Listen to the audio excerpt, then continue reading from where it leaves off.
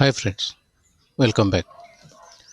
After looking at the simplest biasing circuit called the fixed bias and some drawbacks it is having, now it is time to see can we reduce these drawbacks. Yes, this can be done through something called a feedback. Whatever happens in the output is not visible to the input.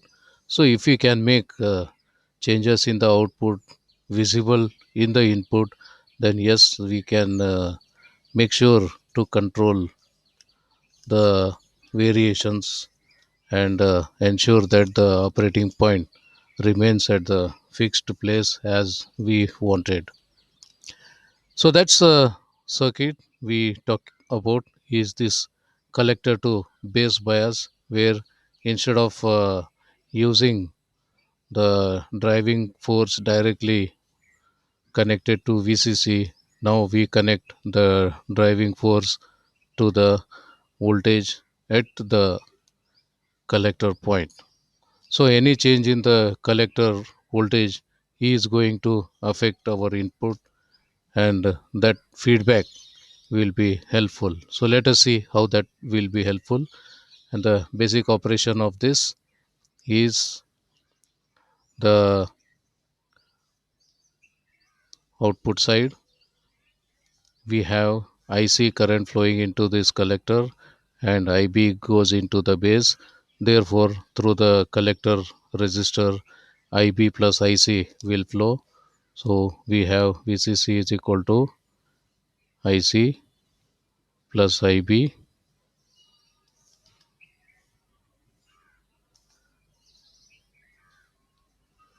times RC plus VCE.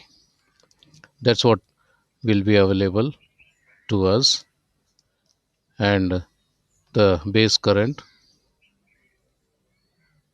can be calculated as the voltage available at collector minus voltage at the base divided by the base resistance. So this point voltage is VCE, this point voltage is VBE, and that's IB. Now, how the things are done?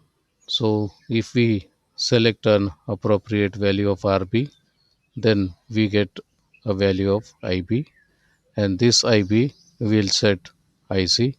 The IC will decide what should be VCE, and they are internet each other. So, VCE decides IB, IB decides VCE, and so on. So, this way, if we build the circuit, then we can fix up the operating point to a desired level of VCE IC pair. Yeah, that was also possible with the fixed bias. Now, why this extra circus required? So that is what we need to look at. Say, due to temperature variations, what all thing happen? Due to temperature variation, VB may vary. So, due to temperature variation, VB may vary. If VB varies, then definitely IB varies. If IB varies, then IC varies. Say, assume VB increased, then IB definitely will decrease. If IB decreases, then IC will also decrease. And if IC decreases, what would happen?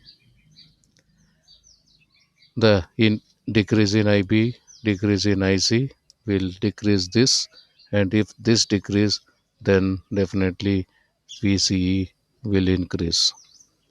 And if this VCE increases, which will ensure that IB gets increased.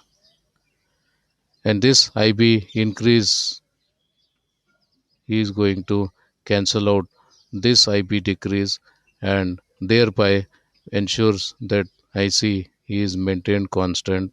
And if IC is maintained constant, definitely VC is going to be maintained constant. So that is one issue.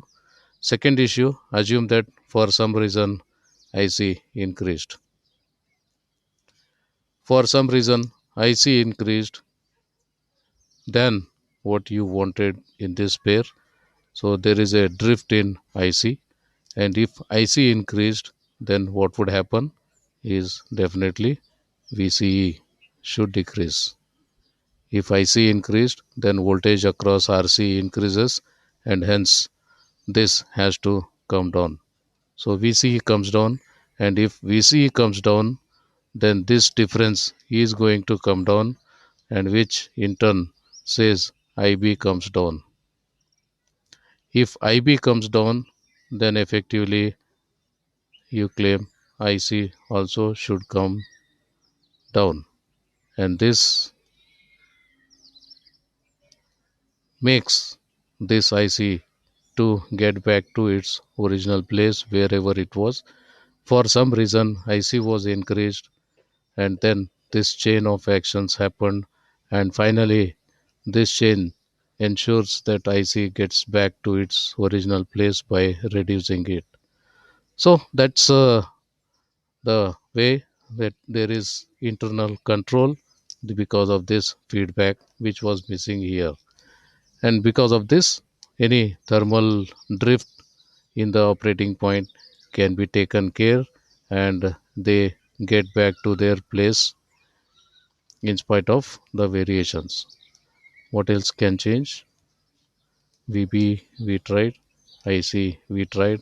Okay, what would happen if for some reason VCE changed? Say for some reason VCE increased. So VCE increased, that means IB will increase.